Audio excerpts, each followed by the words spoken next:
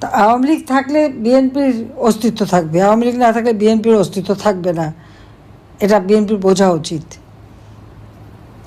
একটা গণতান্ত্রিক ধারা আমরা নিয়ে আসতে চাচ্ছিলাম। 2009 সাল থেকে 2024 সাল পর্যন্ত বাংলাদেশে গণতান্ত্রিক ধারা অব্যাহত ছিল, কিন্তু ইউনূস ক্ষমতায় এসেছে সম্পূর্ণ অগণতান্ত্রিক। কাজে আমি সাবধান করে দিচ্ছি, এই বিএনপি জামাত যথেষ্ট হয়ে গেছে, কিন্তু প্রত্যেকের চেহারা মনে রাখতে হবে, একজনকেও ছাড় দেওয়া হবে না। ডক্টর মোহাম্মদ ইউনূস ক্ষমতায় আসছে আরও টাকা বানাবে, কিন্তু এত মানুষের জীবন নেবে কেন? এভাবে মানুষের উপর হামলা করবে কেন? একের পর এক মানবাধিকার লঙ্ঘন করে যাচ্ছে, আর সমস্ত দোষ আমাদের উপরে দিচ্ছে। আমার আওয়ামী লীগের লোক মেরে সেখানে আন্তর্জাতিকভাবে সব জায়গায় সে প্রচার করে বেড়ায়, যেগুলি সব আওয়ামী লীগ করে।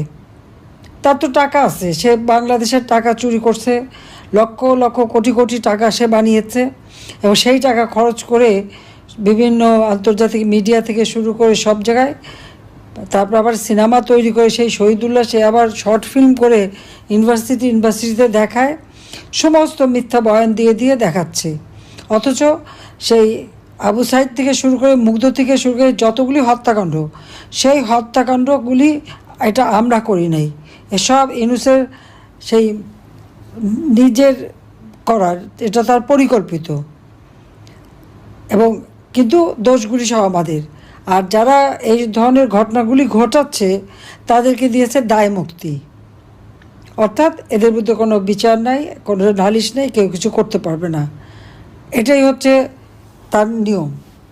বাংলাদেশটা এখন এমন একটা অবস্থায় গেছে যে এটা একটা মানে জল্লাদখানা হয়ে গেছে। যখনই যেখানে সব, এমন কোনো পরিবার নাই যে যাদের উপর হামলা, লুটপাট আর নির্যাতন না হচ্ছে। দেশে বিদেশে অগাধ সম্পদের মালিক বানিয়ে বসে আছে, আর একের পর এক আওয়ামী লীগকে শেষ করে দেবে। বিএনপি কী ভেবেছে সেটা আমি জানি না, তারা মনে হয় সাপের 5 পা দেখে ফেলেছে নাকি।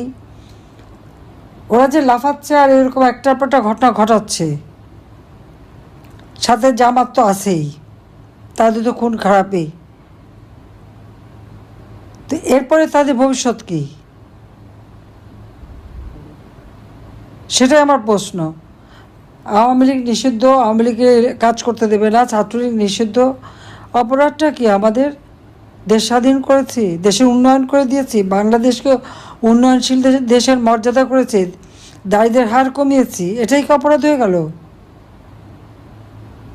দারিদ্রের হার কমিয়ে ফেলাতে কি ইউনূসের ক্ষুদ্র ঋণের ব্যবসা সীমিত হয়ে যাবে? সেই জন্য আবার দারিদ্রের হার বাড়ালো, মানুষের মাথাপিছু আয় কমে গেছে, সমস্ত জিনিসপত্রের দাম বেড়ে গেছে, চাল ডাল তেল লবণ তরি তরকারি মাছ মাংস সব কিছুর দাম বেড়েছে, আর দাম কমে গেছে শুধু সাধারণ মানুষের। লাশ ফেলবে, কারণ লাশ ফেলে সরকারে আসা। 2024 সালের 15 জুলাই থেকে লাশ ফেলতে শুরু করেছে ইউনূস, তার মেটিকুলাস ডিজাইনের অংশ। এবং সত্য কথা তো বেরিয়ে যায়, তো রাখতে পারে না। ইউনূসের এক সমন্বয়ক এনসিপি পার্টির নেতা আমার বিরুদ্ধে সাক্ষী দিতে যেয়ে বলে দিয়েছে 4 আগস্টে নাকি ইউনূসকে সরকার গঠন করতে বলে দিয়েছিল। জনগণের ভোটে নির্বাচিত সরকার প্রধান আমি, সেই ক্ষমতায় থাকতে আরেকজনকে এইভাবে সরকার গঠন করতে অনুরোধ করা কী কারণে? সংবিধান লঙ্ঘন করা, স্বাধীনতা সার্বভৌমত্ব লঙ্ঘন করা। আর ইউনূস এবং তার উপদেষ্টা সবারই তো আবার বিদেশি নাগরিকত্ব আছে। যে কটা উপদেষ্টা নিয়ে এসেছে তার বোধহয় 60% তো বিদেশি নাগরিক।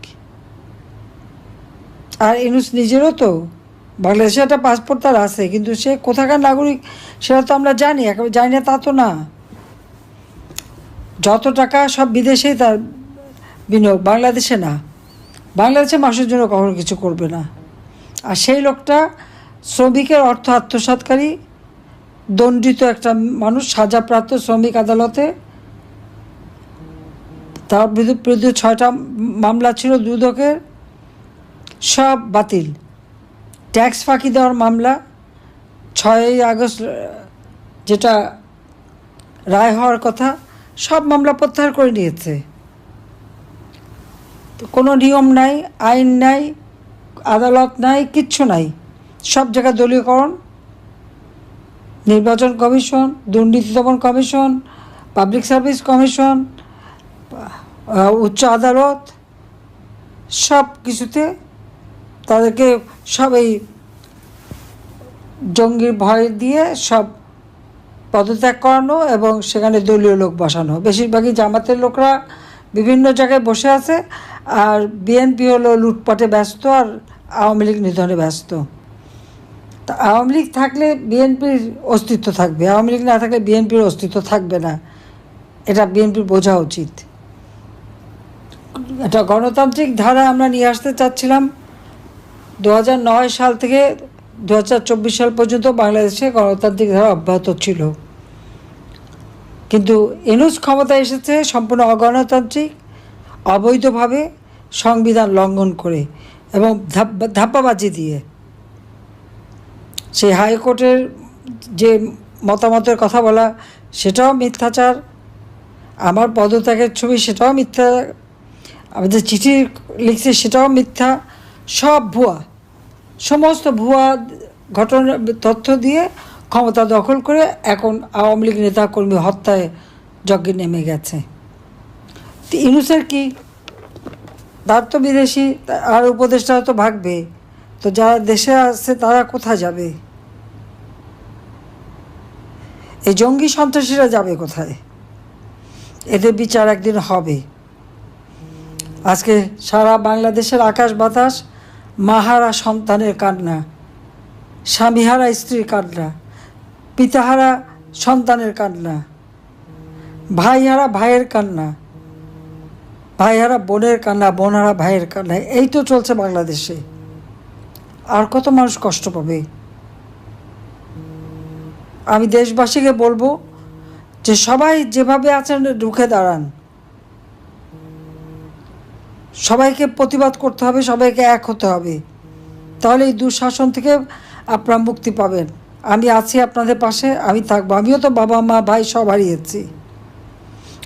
আমার একটা বোন 5ই আগস্ট আমাদের 2 বোনকেও হত্যা করার চক্রান্ত করেছিল, ষড়যন্ত্র করেছিল, কিন্তু আল্লাহ বাঁচিয়ে দিয়েছে।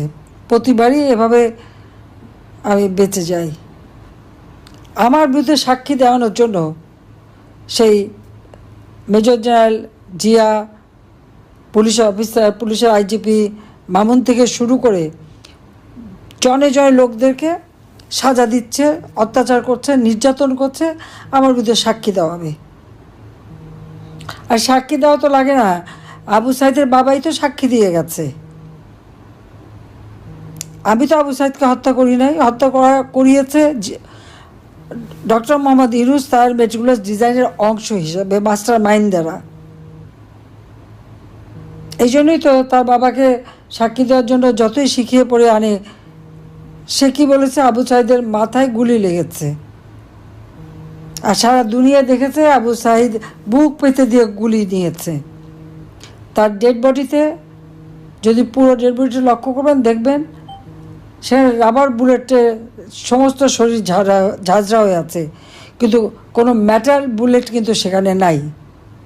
কাজে পুলিশ তো এ ধরনের অস্ত্র ব্যবহার করেনি,